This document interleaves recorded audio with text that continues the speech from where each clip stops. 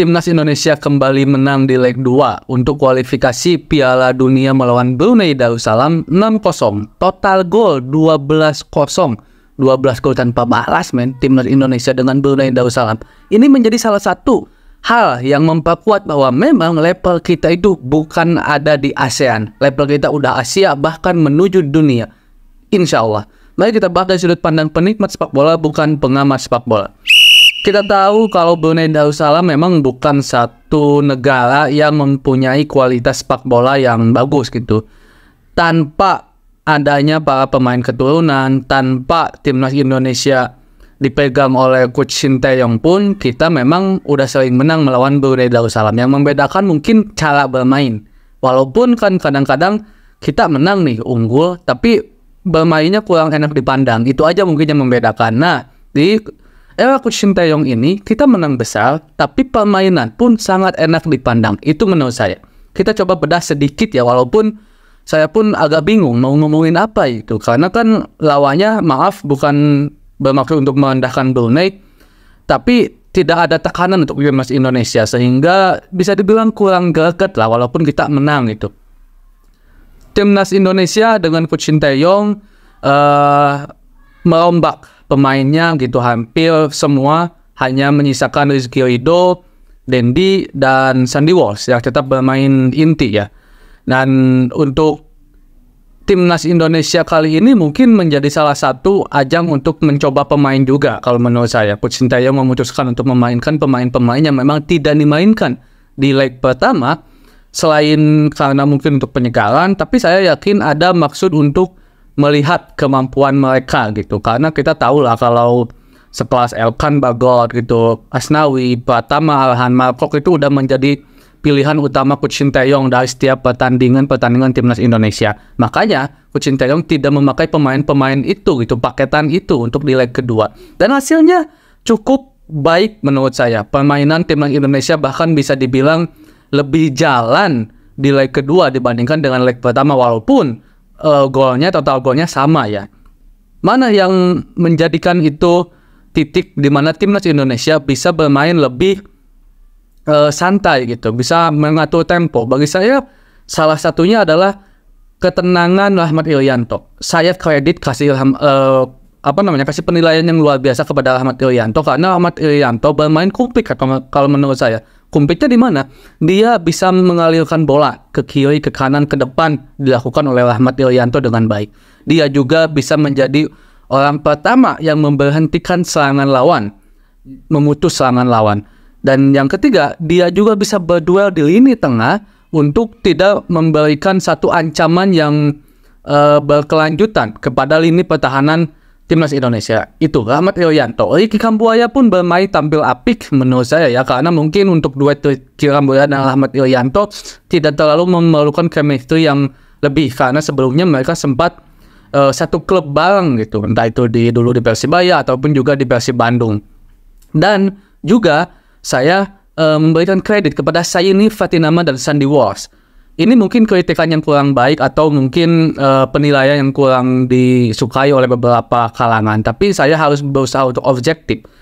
Perbedaan adanya Saini Fatinama dan Sandy Walsh di fullback kiri dan kanan kita dengan adanya Asnawi, Mangku Alam, dan Pratama Arhan cuma satu bagi saya. Bisa mengatur tempo.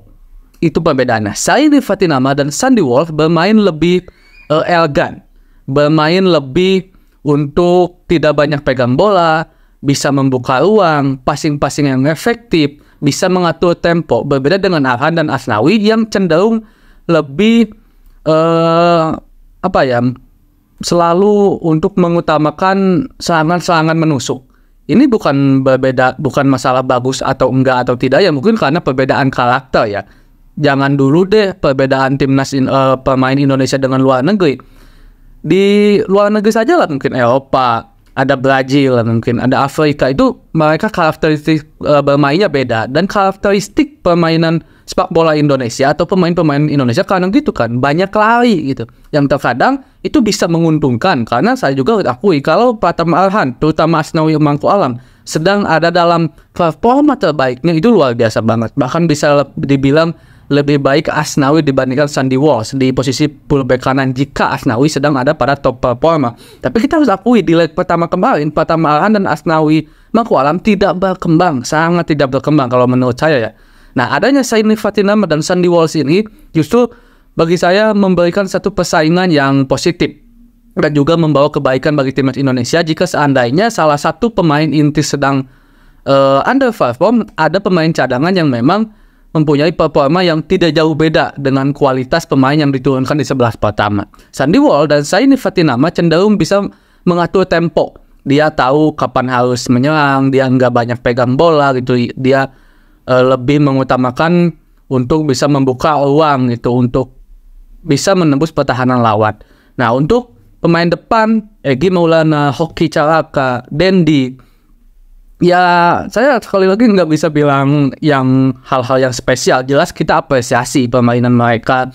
Apalagi Hoki ya, pemain muda yang berusaha diorbitkan oleh Coach Sinteyong. Oh ya, saya juga takut kelupaan Arfan Fikri walaupun bermain kurang lebih hanya 15 menit. Tapi bagi saya permainannya cukup baik gitu. Kembali ke lini serang. Saya nggak bisa dibilang bagus-bagus amat. Nggak bisa dibilang jelek juga. Kenapa? Kalau dibilang jelek karena memang mereka bermain baik. Kalau dibilang bermain baik, ya karena lawannya juga Brunei Darussalam, dengan segala hormat ya, tidak merendahkan Brunei Darussalam. Ini bukanlah ujian yang sesungguhnya bagi timnas Indonesia. Bagi saya, timnas Indonesia akan diuji sesungguhnya adalah pertandingan selanjutnya, di mana yang terdekat ini kita akan away ke Irak ya, kalau saya nggak salah. Inilah ujian sesungguhnya. Apakah pemain kita akan bisa menerima tekanan dari permainan lawan yang lebih signifikan, yang lebih komprehensif, yang lebih menekan habis-habisan itu. Karena Irak adalah salah satu negara dengan sepak bola yang lumayan bagus di Asia. Nah, ini juga kan sempat di-spill nih sama Coach Sinteyong gitu, kalau mereka menginginkan Brunei Darussalam itu bermain terbuka gitu. Kalau kasarnya mungkin ayo serang kita gitu, bukan hanya itu kesempatan buat kita bisa lebih terbuka bermain, lebih membuka pertahanan lawan. Selain itu mungkin Coach Sinteyong juga ingin melihat kualitas pemain kita itu sebagus apa sih, sebisa apa sih mereka menahan tekanan-tekanan dengan intensitas yang tinggi.